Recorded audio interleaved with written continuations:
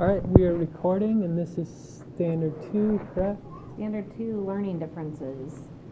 So I am going through the rubric, and there's 2 areas that I scored you outstanding on, which is did the candidate make students feel valued, and did the candidate demonstrate the knowledge and skill to differentiate instruction?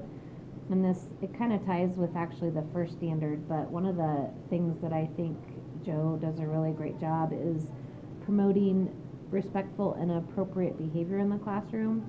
We do have a student with some significant needs, and Joe is always making sure that students understand that each of them, including the student, have different needs, different learning styles, they're at different social, emotional levels, and he is really a positive support to this student who has these different needs than others.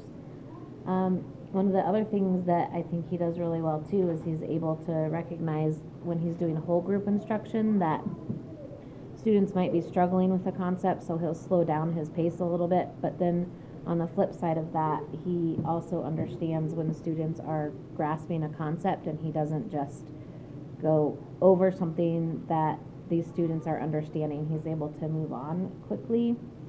I also love that Joe is always looking for ways to differentiate instruction for our students who are mostly impacted by looking for different programs that these students can do on the computer or the iPad. Again, working with our SPED team to really support these students in their different ways of learning.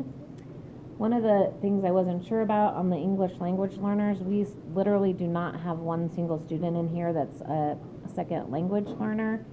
So I put him as proficient on the last one. So did the candidate use appropriate instructional strategies to help English language learners learn the content being taught?